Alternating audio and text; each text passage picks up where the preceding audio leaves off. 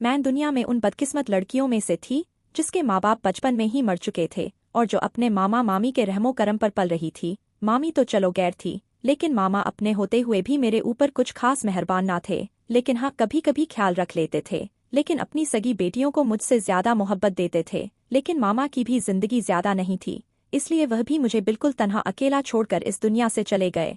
मामा का दुनिया से जाना था कि मामी ने अपना असल रंग दिखाया था। अच्छी तो वह पहले भी नहीं थी, लेकिन जो थोड़ा बहुत मामा का डर कर लेती थी और मेरा ख्याल रख लेती थी, वह डर अब खत्म हो गया था और उन्होंने मुझ पर जुल्म के पहाड़ तोड़ना शुरू कर दिए। घर की नौकरानी को निकालकर पूरे घर की जिम्मेदारी मेरे नाजुक से कंधों पर डाल दी। मेरी उम्र उस समय सिर्फ 18 साल थी। मरती क्या ना करती, मैं बेबस बेसहारा लड़की थी। जैसा मामी ने कहा मैंने वैसा ही किया। मामी की बहन का लड़का था जो ज्यादातर मामी के पास ही रहता था। उसकी उम्र 25 साल थी। वह मेरा दीवाना हो गया और मामी से यह बात कैसे बर्दाश्त होती कि जिस लड़की से वह बचपन से नफरत करती चली आ रही है उसे अपने भांजे की पत्नी बना दे। अपने उस भांजे के लिए मेरी मामी ने और मामी की बहन दोनों ने मिलकर ना जाने क्या क्या सपने सजाए हुए थे। वह तो अपने इस भांजे के लिए कोई डॉक्टर या इंजीनियर बहू लाना चाहती थी, किसी ऊंचे खानदान से उसका रिश्ता करना चाहती थी। और मैं तो गरीब बेसहारा लड़की थी जिसके माँ बाप भी नहीं थे और जिसको दहेज के नाम पर कुछ भी नहीं मिलना था। मेरे पास एक इकलौती खूबी यह थी कि मैं बहुत खूबसूरत थी। मैं इतनी ज्यादा खूबसूरत थी, जब आईने में अपने आप को देखती तो हैरान हो जाती कि क्या वाकई यह मैं हूँ, यह मेरी सूरत है, यह मेरा चेहरा है, क्या यह सच में मेरी आंखें हैं, मेरे होंठ हैं। मैं अपने चेहरे पर हाथ रखकर खुद को महसूस करती थी, लेकिन मेरा यह खूबसूरत हुस्न किचन और घर की नजर हो गया था। मामी का भांजा भी मेरे इसी हुस्न का दीवाना हो गया था। उसने मामी से कहा कि शादी करूंगा तो अनीता से ही करूंगा, वरना किसी से नहीं। 2 साल तक मामी का भांजा अपनी जिद पर अड़ा रहा। उसने अपने घर में खाना पीना छोड़ दिया था, हर तरह से अपनी मासी को भी मना कर देख लिया था, लेकिन दोनों बहनें किसी भी तौर करने को तैयार नहीं थी। इस बात का सारा इल्जाम दोनों बहनों ने मिलकर मेरे ऊपर लगा दिया था कि मैंने उनके बेटे को फंसाया है। मैं हर वक्त डरी सहमी रहती थी, दुआ करती थी कि जल्द से जल्द मेरी शादी हो जाए तो मैं इस नरक से निकल जाऊं। मैं हरगिज मामी के भांजे से शादी नहीं करना चाहती थी, क्योंकि उस लड़के से शादी करने का मतलब था एक बार फिर से इसी नर्क में जिंदगी गुजारना जिससे मैं अब गुजर रही थी, जो मैं बिल्कुल भी नहीं चाहती थी। मैं इस घर को हमेशा हमेशा के लिए छोड़कर जाना चाहती थी और वापस लौट कर आना नहीं चाहती थी। इसी बीच मेरे लिए एक रिश्ता आ गया और मामी ने फौरन हाँ भी कर दी। चट मंगनी पट बिहा हो गया। उन लोगों ने दहेज के नाम पर 1 रुपया भी नहीं लिया था। मेरे कपड़े भी उन लोगों ने बनवा कर दिए थे। मैं तो खुश हो गई थी कि मुझे इतना अच्छा ससुराल मिला है जिनकी कोई डिमांड नहीं है। लेकिन शादी की पहली रात ही मेरी सारी खुशी हवा हो गई, जब मुझे मेरे पति की हकीकत का पता चला था। और इस हकीकत को सुनकर मेरे सर पर आसमान आ गिरा था। मैं दुल्हन के रूप में सजी सबरी बैठी थी और अपने पति सुधीर का इंतजार कर रही थी। सुधीर अंदर दाखिल हुआ। मेरा चेहरा झुका हुआ था। वह मेरे करीब आकर बैठ गया, लेकिन मुझे ना जाने क्यों किसी अनहोनी का एहसास हुआ। उसमें मुझे सवाल किया कि मैं देखने में कैसी हूँ, तो मैंने हैरत से उसकी तरफ देखा। मैंने कहा आप खुद घूंघट पलट कर देख ले कि मैं कैसी हूँ। मेरी यह बात सुनकर सुधीर ने जोरदार कहकहा लगाया था। मुझे उसके इस तरह जोर से हंसने की बात समझ नहीं आई थी कि वह आखिर क्यों हंस रहा था और क्यों मेरा घूंघट नहीं उठा रहा था। हालांकि मैंने तो यही सुना था कि शादी की पहली रात पति अपनी पत्नी का घूंघट उठाता है, उसे मुंह दिखाई का तोहफा देता है और उसकी खूब तारीफ करता है। लेकिन सुधीर ने ऐसा कुछ भी नहीं किया था, उल्टा मुझसे पूछ रहा था कि मैं कैसे लग रही हूँ। जब बहुत देर तक सुधीर ने मेरा घूंघट नहीं उठाया तो मैंने खुद ही घूंघट पलट दिया। मुझे अब बेचैनी हो रही थी। सुधीर को देखा तो वह मेरी तरफ नहीं देख रहा था, बल्कि सामने की तरफ देख रहा था। मेरा दिल डूब सा गया था। मैंने उससे कहा कि आप मुझसे नाराज हैं क्या? क्या आप इस शादी से खुश नहीं हैं, जो मुझे नहीं देख रहे? और ना ही आपने मेरा घूंघट उठाया? तो वह फिर से हंसने लगा। मुझे उसके व्यवहार पर अजीब सा महसूस हो रहा था। मैं समझ नहीं पा रही थी कि वह इस तरह से हंस क्यों रहा है। मुझे ऐसा लग रहा था वह इस शादी से खुश नहीं है, शायद किसी और को पसंद करता था और उसकी शादी जबरदस्ती मुझसे करवाई गई थी, इसीलिए वह गम गुस्से या फिर सदमे से हंस रहा है। मैंने उससे सवाल किया कि आप किसी और को पसंद करते थे? इस बार पर भी वह कुछ नहीं बोला था। अब तो मेरा दिमाग खराब होने वाला था। यह क्या तरीका था अपनी नई नवेली दुल्हन से बात करने का? अगर मैं सुधीर को पसंद नहीं थी तो पहले ही बोल देता। मेरा दिल तो जैसे किसी ने मुट्ठी में दबोच लिया था। मुझे ऐसा लगा कि मैं किसी गहरी खाई में जा गिरी हूँ। मेरी पूरी कोशिश थी कि वह एक बार मेरा चेहरा देख ले तो यकीनन वह उस लड़की को भूल जाएगा जिससे वह मोहब्बत करता था, या फिर कोई भी बात हो बस मेरा चेहरा देखने के बाद वह सब कुछ भूल जाता और मेरा दीवाना हो जाता, क्योंकि मैं थी ही इतनी खूबसूरत। मगर वह तो मेरी तरफ देखने की बजाय सामने ड्रेसिंग टेबल की तरफ देख रहा था। मेरी तरफ नजर उठाकर देखना भी गवारा नहीं समझा। मैं यही सोचकर आई थी कि अपने पति अपने ससुराल की इतनी सेवा करूंगी कि मुझे वापस अपनी मामी के पास न जाना पड़े। मैंने कहा, सुधीर क्या बात है, आप मुझसे ना बात कर रहे हैं, ना मेरी तरफ देख रहे हैं।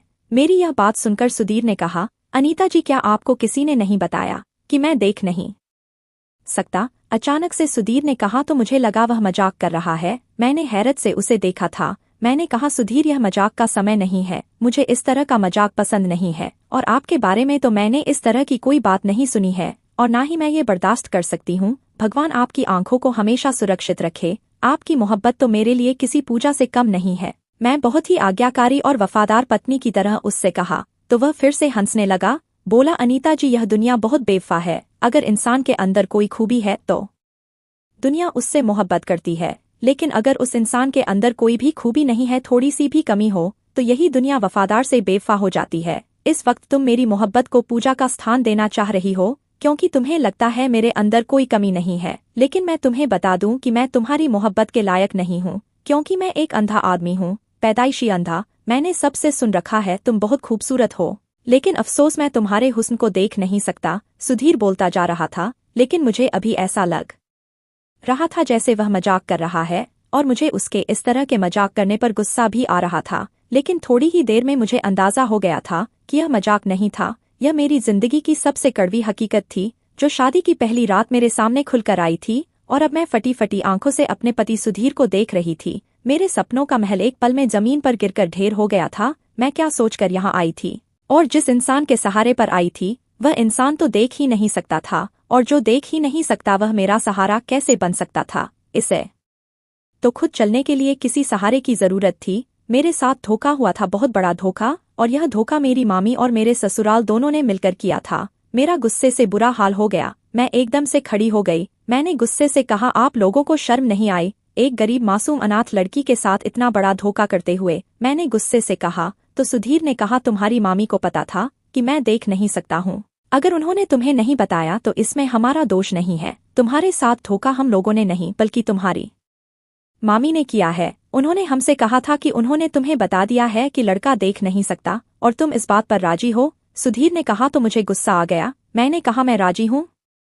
क्या मैं राजी हो सकती हूँ एक ऐसे इंसान से शादी करने पर जो देख ही नहीं सकता है? हे भगवान, मैं कहाँ जाऊँ? मैं तो अपनी सारी कश्तियाँ जलाकर यहाँ आई थी। अब मेरे पास वापस जाने का कोई रास्ता नहीं है। मैंने तो यही सोचा था मैं उस नर्क में दोबारा नहीं जाऊंगी, और अब मैं कहाँ जाऊँ? मैं रोने लगी थी। सुधीर ने मुझे चुप करवाने की कोशिश की, लेकिन मैंने उसके हाथ झटक दिए। कुछ देर तक मेरे पास खड़ा रहा, फिर सुधीर चुपचाप अपने बिस्तर पर आकर सो गया। उसने मुझसे कोई भी बात नहीं, फिर वह जल्दी ही नींद की आगोश में चला गया, और मैं हैरानो परेशान जागती रही। रात के न जाने कौन से समय मेरी आंख लगी थी, मुझे नहीं पता। सुबह मेरी आंख खुली तो सुधीर सो रहा था। मेरे जागने की आवाज पर वह भी जाग गया। उसने अपने लिए सहारा तलाश किया, लेकिन मैं इतने गुस्से में थी, मैंने उसे सहारा देना भी जरूरी नहीं समझा कि मुझसे पहले भी तो वो अपने काम खुद ही करता था। यह कमरा उसी का था। अंदाज के सहारे वह वॉशरूम चला गया, फिर थोड़ी देर बाद बाहर निकला। मैंने उससे अभी तक कोई बात नहीं की थी। उसने मुझे पुकारा, अनीता, क्या तुम यहाँ हो? मैं कमरे में ही मौजूद थी, मगर मैंने उसकी किसी बात का जवाब नहीं दिया। मेरा दिल इतना खराब हो चुका था कि जिसकी कोई हद नहीं थी। मैं 20 साल की खूबसूरत लड़की थी, और उस पर यह जुल्म हुआ था कि मेरी हालत का अंदाजा लगाना दूसरों के लिए मुश्किल था। जूता पाँव में कहाँ तकलीफ देता है, यह जूता पहनने वाला ही जानता है, और दूसरा कोई नहीं। मुझे भी तकलीफ हो रही थी। मेरी पूरी जिंदगी नरक बनकर रह गई थी।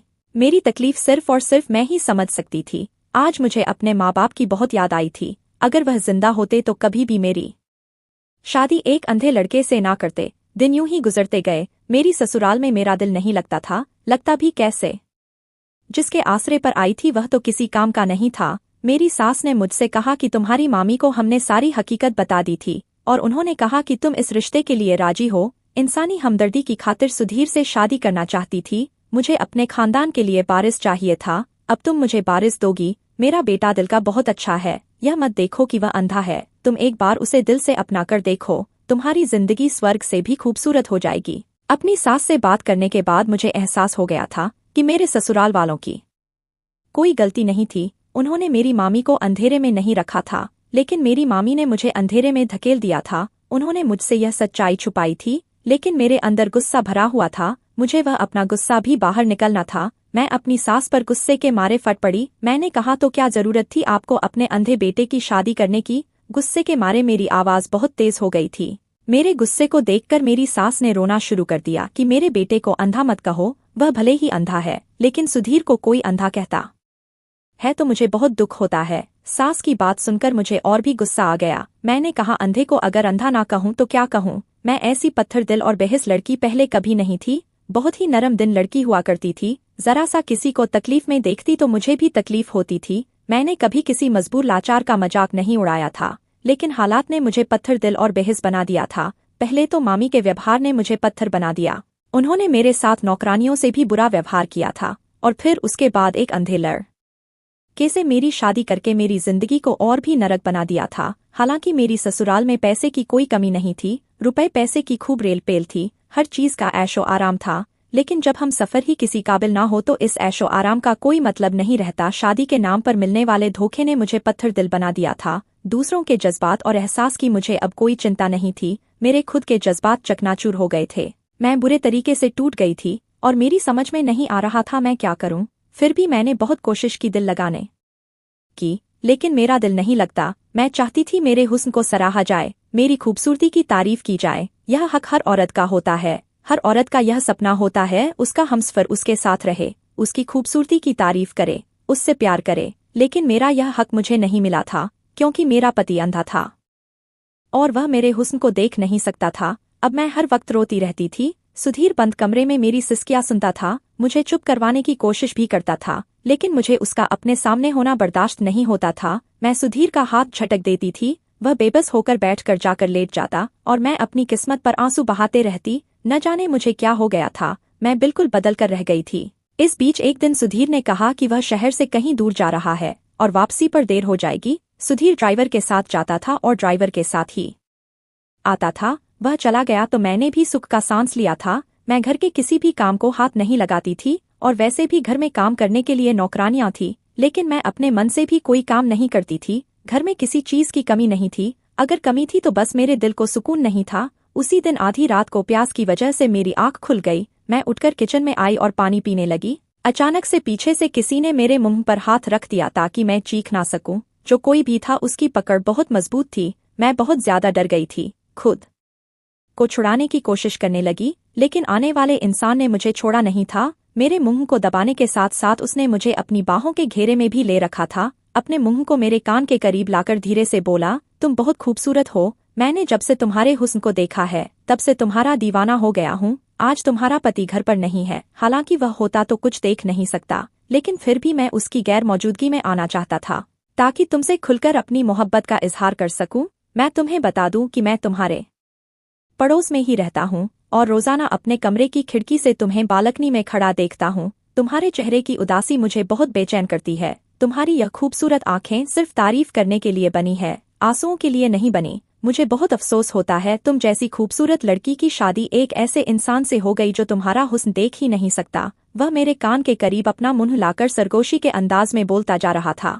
मैंने आंखें घुमाकर देखा तो आने वाला जो कोई भी था उसने अपने चेहरे पर मास्क लगाया हुआ था। हाँ, उसकी आंखें दिखाई दे रही थी। मैं किस्मत और हालात की मारी हुई लड़की थी और जब किसी और के मुंह से अपने लिए तारीफ सुनी तो मुझे अच्छा लगा था, बजाय इसके कि मैं उसकी बातों पर गुस्सा करती। मुझे उसकी बातें अच्छी लगने लगी थी, दिल में नए एहसास जन्म देने लगे थे। मैं ऐसे ही तो बातों को सुनना चाहती थी जो मेरे हुस्न की तारीफ करे, मेरी झील जैसी आंखों में डूबकर अपनी मोहब्बत का इजहार करे। मैंने उस लड़के से इशारे में कहा कि मुझे बोलने तो दो। उसने मेरे मुंह से हाथ हटा लिया। मैंने पूछा, तुम कौन हो? अब उसने मुझे अपनी बाहों के घेरे से छोड़ दिया था। उसने बताया, मैं तुमसे मोहब्बत करता हूँ, रोजाना तुम्हें अपने कमरे की खिड़की से देखता रहता हूँ। तुम्हारे बंगले के सामने वाला ही बंगला मेरा बंगला है और मैं उस बंगले में अकेला रहता हूँ। मैंने उससे कहा कि तुम यहाँ से फौरन चले जाओ, मेरे पति आ जाएंगे। कहने लगा, मुझे तुम्हारे पति के बारे में सब खबर है, वह कल सुबह ही आएगा। लेकिन फिर भी मुझे अपनी सास का तो डर था। मैंने उस लड़के को जैसे तैसे घर से भगा दिया, लेकिन अब जब भी सुधीर काम से कहीं बाहर जाता तो वही नकाबपोश लड़का आ जाता। न जाने उसने कौन सा चोर रास्ता बनाया हुआ था। पहले वह किचन में आ जाता था और अब तो मेरे कमरे की खिड़की फलांग कर मेरे कमरे में ही आ जाता था। मुझे वह लड़का धीरे धीरे अच्छा लगने लगा था। जब वह मेरे हुस्न की तारीफें करता तो मेरे दिल में नई नई कोपल फूटने लगती थी। मेरा दिल खुशी से धड़कने लगता था। जी चाहता वह लड़का मेरे हुस्न की ऐसे ही तारीफें करता रहे। अब तो अगर वह एक दिन भी ना आता तो मैं बेचैन हो जाया करती थी। जैसे ही सुधीर का कहीं जाना होता मैं उसका इंतजार करती और कुछ इंतजार के बाद वह लड़का मेरे कमरे में आ जाता। हम सारी सारी रात बातें करते रहते थे। वह मेरे हुस्न की तारीफें करता और मैं सुनती रहती। मुझे बहुत अच्छा लगता था, लेकिन वह लड़का हमेशा अपने चेहरे को ढक कर रहता था। मैंने उसे कई बार कहा कि अपने चेहरे का यह नकाब हटाकर मुझे अपना चेहरा दिखा दो, लेकिन उसने कहा अभी नहीं, समय आने पर दिखाऊंगा। उसकी आंखें बहुत खूबसूरत थी। उसकी आंखों से यह अंदाजा हो रहा था कि वह बहुत ही खूबसूरत हैंडसम लड़का है, और उसकी आंखों से भी ज्यादा उसकी बातें अच्छी लगती थी। वह बातों का फन जानता था। ऐसी ऐसी बातें करता कि जी चाहता पूरी रात उसकी बातें सुनती रहूं। अब तो मुझे उसकी मोहब्बत भरी बातों की आदत हो गई थी। अगर वह मेरे साथ होता तो वह समय ऐसे निकल जाता कि पता ही नहीं चलता। जब मेरे साथ में ना होता तो मुझे फोन पर बातें करता रहता था और अपनी मोहब्बत की अफसाने पढ़ता रहता। मेरी जिंदगी में जिस चीज की कमी थी वह मुझे मिल रही थी, लेकिन एक गैर मर्द से, और जो मेरा अपना था वह तो मेरी तारीफ करने के काबिल नहीं था। काफी लंबे समय तक यह सिलसिला चलता रहा और वह सुधीर की गैर मौजूदगी में आता रहा और हम बातें करते रहे, लेकिन कभी भी उस लड़के ने गलत हरकत नहीं की थी। एक बार उसने मेरा हाथ पकड़ा तो मैंने अपना हाथ पीछे कर लिया था। कहने लगा तुम मुझसे मोहब्बत करती हो और मैं भी तुमसे मोहब्बत करता हूँ, फिर भी तुम अपना हाथ मेरे हाथों से यूं छुड़ा रही हो जैसे मैं तुम्हारे लिए गैर हूँ। क्या तुम्हें मुझ पर विश्वास नहीं है? यह कहते हुए उसने दोबारा से मेरा हाथ पकड़ लिया था। मेरा नाजुक सा हाथ उसके मर्दाना मजबूत हाथ में कसम सा कर रह गया था। उसके खूबसूरत हाथों में एक महंगी घड़ी बंधी हुई थी, जो उसके खूबसूरत हाथ पर बहुत प्यारी लग रही थी। जब मैंने उसकी मजबूत बाहों को देखा तो मेरा जी चाहा कि उसकी बाहों में सिमट जाऊं, लेकिन मैं चाहकर भी ऐसा कर नहीं सकती थी। भले ही मैं उससे मोहब्बत करती थी, लेकिन वह मेरे लिए अब भी गैर मर्द था। मैं अपने पति को धोखा नहीं दे सकती थी। मैंने खींचकर उसके हाथों से अपना हाथ छुड़ा लिया। इस बार उसने कुछ भी नहीं कहा था, लेकिन मेरी अक्ल पर शैतान ने पर्दा डाल दिया था। मुझे यह एहसास नहीं था कि मैं पूरी पूरी रात उस लड़के को अपने कमरे में बिठाकर बातें करती हूँ। अगर किसी ने मुझे उस अजनबी लड़की के साथ मेरे कमरे में देख लिया तो क्या होता? और दूसरी बात, उस कमरे में मेरे और उस लड़के के अलावा कोई नहीं होता था। मैं एक कमजोर सी लड़की थी और वह हट्टा कट्टा जवान मर्द था। अगर वह मेरे साथ कुछ गलत हरकत कर जाता तो मैं उसका मुकाबला नहीं कर सकती थी। मैंने एक अजनबी पर भरोसा कर लिया था जो मेरे लिए नुकसानदाह साबित हो सकता था। मेरा पति तो सिर्फ आंखों से अंधा था, लेकिन मेरा तो दिल ही अंधा हो चुका था। आंखें होते हुए मैंने अपने आंखों पर पट्टी बांध ली थी। मेरी आत्मा तक अंधी हो चुकी थी कि मैं क्या कर रही हूँ। मुझे नजर नहीं आ रहा था कि मैं कितना गलत कर रही थी। मुझे एहसास नहीं था कि मैं अपने पति को धोखा दे रही थी। मैंने कभी खुद से सवाल नहीं किया था। एक रात हम बातें कर रहे थे कि सुधीर का मैसेज आया कि वह पहुंचने वाला है। मैं तो एकदम बदहवास हो गई थी कि वह अचानक से कैसे आ गया। मैंने उस लड़के से कहा कि तुम जाकर कहीं छुप जाओ, क्योंकि सुधीर की गाड़ी की आवाज सुनाई दी थी और वह अंदर दाखिल हो चुका था। वह लड़का हंसकर कहने लगा तुम्हारा पति तो देख ही नहीं सकता। यह सोचकर मुझे भी हंसी आई थी। मैंने कहा यह तो तुम बिल्कुल सच कह रहे हो। वह तो देख ही नहीं सकता तो क्या जरूरत है तुम्हें छुपने की? वह आराम से बेड पर बैठा रहा, लेकिन फिर भी मेरा दिल धड़क रहा था। बाहर से सुधीर के कदमों की आवाज साफ सुनाई दे रही थी। इससे पहले सुधीर कमरे पर दस्तक देकर अंदर आता, वह लड़का कहने लगा चलो अब मैं जा रहा हूँ। मैं नहीं देख सकता कि तुम्हारा पति मेरे सामने ही तुमसे प्यार मोहब्बत जताए। मैंने कहा मैंने सुधीर को कभी यह हक नहीं दिया कि वह मुझे टच भी करे। मेरी बात सुनकर वह लड़का मुस्कुराया था और फिर खिड़की से ही बाहर चला गया। तभी सुधीर अंदर कमरे में आया था। वह बहुत चुप चुप सा था। उसने मुझसे कोई भी बात नहीं की थी। मुझे भी कोई शौक नहीं था कि वह मुझसे बात करता। वह वॉशरूम गया, वहां से फ्रेश होकर आया। तब तक मैं सोने के लिए लेट गई। मैंने लाइट बंद की और बहुत ही रिलैक्स होकर आंखें बंद कर ली और सोने की कोशिश करने लगी, लेकिन मैंने महसूस किया कि सुधीर सोया नहीं था। वह बैठा हुआ था। फिर अचानक से बोल पड़ा, अनीता तुम्हें मालूम है कि मेरे पापा भी अंधे थे और मेरी माँ बहुत खूबसूरत औरत थी। खानदान वालों के दबाव में आकर मेरी माँ ने मेरे पापा से शादी तो कर ली थी, लेकिन उनके अंदर एक वीरानी हमेशा से रही थी। उन्हें एक अंधे इंसान के साथ जिंदगी बसर करना बहुत मुश्किल लग रहा था। मैं पैदा हुआ तो मेरी माँ ने अपना दिल मुझ में लगा लिया था, लेकिन धीरे धीरे उनका दिल मुझसे भी उठ गया और फिर उन्होंने अपना दिल कहीं और लगा लिया। पापा की गैर मौजूदगी में रोजाना एक गैर आदमी हमारे घर आता था और मेरी माँ उससे बातें करती रहती थी और मैं सुनता था, मगर कहता कुछ नहीं था। जैसे ही सुधीर ने ये शब्द बोले थे, मेरी तो जान ही निकल गई थी। यह तो मेरी ही कहानी थी जो मुझे सुनाई जा रही थी,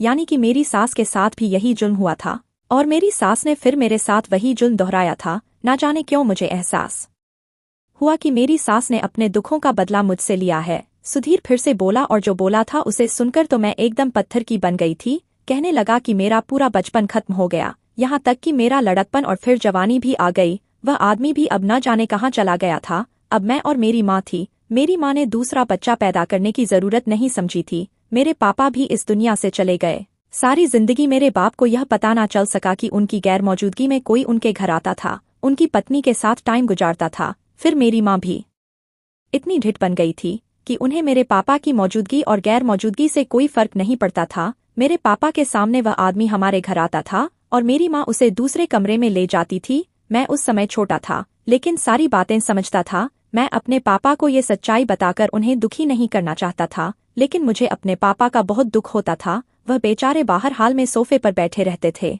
और उनके पीठ पीछे मेरी माँ उस आदमी के साथ कमरे में रंग रलियां मनाती थी। वह आदमी मेरी माँ का बचपन का दोस्त था। शायद वह पहले से एक दूसरे से मोहब्बत करते थे, लेकिन किसी वजह से उनकी शादी नहीं हो पाई थी। लेकिन शादी के बाद मेरी माँ ने अपने पति को धोखा दिया और फिर से अपने उसी पुराने दोस्त के साथ रिश्ता बना लिया था। अनीता, शायद तुम नहीं जानती कि मैं पैदाइशी अंधा नहीं था। मैं बचपन में देख सकता था और मैं अपनी माँ की हर कारनामे को देख रहा था अपनी आंखों से। धीरे धीरे मेरी आंखों की रोशनी खुद ही जाती रही। पता नहीं मेरे साथ प्रॉब्लम क्या हुई थी। शायद यह अंधापन मेरे बाप की तरफ से मुझे विरासत में मिला था। मैं लड़कपन को पहुंचा तो बिल्कुल अंधा हो चुका था और मुझे खुशी थी कि मैं अब देख नहीं सकता कि मेरी माँ क्या करती है। फिर मुझे एहसास हुआ मुझे यह सब नहीं करना चाहिए। मुझे दूसरों की खातिर अपनी जिंदगी बर्बाद नहीं करनी चाहिए। इसलिए मैंने अपना इलाज शुरू करवाया। और अनीता, शादी की रात पहली बार मैंने तुम्हें देखा तो तुम्हारे हुस्न को देखकर मैं हैरान हो गया था। सुधीर कहते कहते खामोश हो गया और उसकी बातों ने मुझे बिजली का एक तेज झटका लगाया था। वह तो अंधा था, फिर कैसे उसने मेरा हुस्न देख लिया था। मैं एक झटके से उठकर बैठ गई और अंधेरे में उसको देखते रही जो एक साये की तरह नजर आ रहा था। मेरी गले से मुश्किल से आवाज निकली थी। ऐसा लग रहा था मेरी आवाज किसी गहरे कुएं से आ रही है। मैं कहा, सुधीर, आपने मुझे कैसे देख लिया? आप तो मुझे देख नहीं सकते थे, आप तो अंधे थे। मेरा दिल टूट गया था। वह क्या कह रहा था? क्या वह देख सकता था या फिर यह भी कोई बहुत ही गंदा मजाक था जो मेरे साथ हो रहा था? सुधीर कहने लगा कि लड़कपन के बाद ही मैंने अपनी आंखों का इलाज शुरू करवाया था। मेरे साथ ज्यादा प्रॉब्लम नहीं हुई थी क्योंकि मेरी आंखों की रोशनी पैदाइशी नहीं गई थी, बल्कि काफी सालों के बाद मेरी आंखों की रोशनी गई थी। थोड़े से इलाज में ही एक ऑपरेशन के बाद मेरी रोशनी वापस आ गई थी। मैं सब कुछ देख सकता था, लेकिन मैंने अपनी माँ को नहीं बताया कि मेरी आंखों की रोशनी वापस आ गई है और मैं सब कुछ साफ साफ देख सकता हूँ। मेरी माँ अब भी मुझे अंधा समझती थी। जैसे जैसे माँ पर बुढ़ापा आया, माँ के उस दोस्त ने माँ का साथ छोड़ दिया था। उन्हें भी शायद अब अपनी गलती का एहसास था। उन्होंने अपने सारे गलत काम छोड़ दिए थे। अब उन्हें हर वक्त मेरी चिंता सताती रहती थी कि मैं बिना आंखों के कैसे अपनी जिंदगी बसर करूंगा। और उन्हीं दिनों मेरी माँ ने मेरी शादी का फैसला किया और मैंने खामोशी से उनका फैसला स्वीकार भी कर लिया। तुम्हारी तस्वीर मुझे मेरी माँ ने नहीं दिखाई थी क्योंकि वह तो मुझे अब तक अंधा ही समझती थी और मैंने उनसे कुछ कहा भी नहीं था। मेरा विश्वास तो उनसे पहले ही उठ चुका था। जब हमारी शादी हुई मैं बिल्कुल साफ देख सकता था और मैंने तुम्हें देखा था, लेकिन मैं यह देखना चाहता था तुम किस तरह की पत्नी साबित होती हो, बेवफा होती हो या मेरे अंधेपन का सुनकर या मेरा सहारा बनती हो। लेकिन मुझे तुम्हारा व्यवहार देखकर बहुत अफसोस हुआ था, पर मैंने तुम्हें छोड़ने का फैसला भी कर लिया था। मैंने तुम्हारे सामने अंधेपन का ड्रामा में लगभग 1 महीना ही गुजारा था और इस 1 महीने में ही तुमने मुझे छोड़कर अपना एक आशिक भी बना लिया। सुधीर की ये बात सुनकर तो जैसे मेरे सर पर आसमान आ गिरा था। मेरे पैरों के नीचे से जमीन सरक गई थी। सुधीर कहने लगा, अनीता, तुम्हें जानकर हैरानी होगी, वह नकाबपोश कोई और नहीं बल्कि मैं ही था। इस बात ने तो मुझे ऐसा लगा मैं अभी बेहोश होकर गिर जाऊंगी। यह मेरे साथ क्या हो रहा था मुझे समझ नहीं आ रहा था। मैं अपनी किस्मत पर कैसे मातम करूं, कुछ भी समझ नहीं पा रही थी। मैंने अटकते हुए कहा, सुधीर, यह सब आपने मेरे साथ क्यों किया? मेरे सवाल पर सुधीर ने उठकर कमरे की लाइट ऑन कर दी और वही मास्क दराज से निकाला और अपने चेहरे पर पहन लिया। मैं फौरन पहचान गई, यह तो वही आदमी है जो मुझसे मिलने आता था। मेरी नज़र फौरन से सुधीर के हाथ पर पहनी उसी महंगी घड़ी पर पड़ी थी जो अभी कुछ देर पहले वह लड़का पहने बैठा था। मैंने अपने पति से इस कदर नफरत में डूब चुकी थी कि मैंने कभी गौर ही नहीं किया था कि यह आंखें तो मेरे पति की आंखें थी जिन्हें मैं रोज देखती हूँ। सुधीर कहने लगा, अगर मैं शादी के बाद अंधा हो जाता या किसी हादसे में अपनी आंखों को खो देता तो क्या तुम किसी और से रिश्ता बना लेती? क्या तुम मुझे धोखा देती? सुधीर के सवाल ने मुझे शर्मिंदा कर दिया था। मेरे पास बोलने के लिए कुछ भी नहीं था। मेरा दिल कर रहा था कि जमीन फट जाए और उसमें समा जाऊं। मैंने वाकई सुधीर को धोखा दिया था, लेकिन यह भी सच था कि मैं उस अजनबी लड़के से मोहब्बत कर चुकी थी, और वह नकाबपोश लड़का कोई और नहीं बल्कि मेरा पति सुधीर ही था। अब मैं कहाँ जाऊं, मेरी समझ में कुछ भी नहीं आ रहा था। सुधीर कहने लगा, अनीता मैं तुमसे नाराज नहीं हूँ। मैं हालात का मारा हुआ इंसान था जिसने अपनी माँ की बेवफाई देखी थी, और मैं उसकी सजा मासूम लड़की को देना चाह रहा था, उसे आजमा कर। लेकिन आज मुझे एहसास हो रहा है कि मैंने भी गलत किया है, और मैं तुमसे माफी मांगता हूँ। मुझे माफ कर दो, क्योंकि मैं तुम्हारे किरदार को जान गया हूँ। मैं रोज तुमसे अजनबी बनकर मिलने आता था। तुम रोज अजनबी से बातें करती थी, लेकिन तुमने अपने हदों का ख्याल रखा था। तुम्हारे एहसास और जज्बात में पवित्रता थी जो मैंने तन्हाई में तुम्हारे साथ रहकर देख ली थी। मुझे एहसास हो गया कि तुम्हें मोहब्बत भरी बातों की जरूरत थी। तुम्हारे अंदर कोई बुराई नहीं थी। तुम्हारा चरित्र एकदम साफ सुथरा है। तुम्हारे अंदर बस एक हीन भावना थी, और बस कुछ भी नहीं। अनीता मैं तुम्हें क्या माफ करूंगा, बल्कि मैं तो इस काबिल नहीं कि तुम मुझे माफ करो। मुझ में हिम्मत नहीं है कि मैं तुमसे माफी मांग सकूं। हो सके तो मुझे माफ कर दो। गलत तुमने मेरे साथ नहीं, बल्कि गलत मैंने तुम्हारे साथ किया। तुम्हें इतनी बड़ी आजमाइश में डालकर किसी और की सजा मैंने तुम्हें दी। सुधीर ने कहा तो मैं रोते हुए सुधीर से लिपट गई। मैंने कहा, मैंने तुम्हें माफ कर दिया है, और अब तुम भी मुझे माफ कर दो। हम इंसान तो गलतियों के पुतले होते हैं। मुझे एहसास हो रहा था कि अंधा सुधीर नहीं बल्कि आंधी मैं थी। आज भगवान ने सुधीर के साथ मुझे भी आंखों की रोशनी दी थी, और मैं उसका जितना धन्यवाद करती उतना कम था। उस रात हम दोनों की सुहागरात थी। शादी की 1 महीने बाद मैंने अपने पति को उसके पति होने का हक दिया था। सुधीर में भी मुझ पर इतनी मोहब्बत लुटाई कि मेरी आंखों में आंसू भर आए थे। सुबह को सुधीर ने अपनी माँ को भी सच्चाई बता दी थी कि वह देख सकता है। यह सब जानकर सुधीर की माँ भी बहुत खुश हुई थी। सुधीर ने अपनी माँ को माफ कर दिया था, भले ही उन्होंने अपनी जवानी में गलत किया था। सुधीर के पापा को धोखा दिया था, लेकिन माँ तो फिर माँ होती है, और माँ को कोई औलाद सजा नहीं दे सकती। सुधीर ने अपनी तरफ से अपनी माँ को माफ कर दिया था,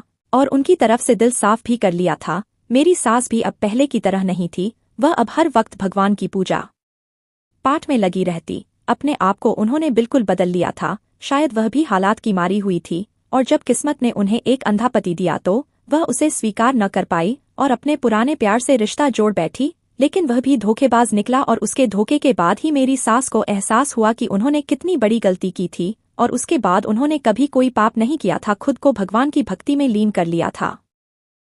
दोस्तों, आज की हमारी यह कहानी आपको कैसी लगी कमेंट बॉक्स में ज़रूर बताना। पसंद आई हो तो प्लीज़ लाइक करना। रोज़ एक नई कहानी सुनने के लिए हमारे चैनल को भी सब्सक्राइब करना।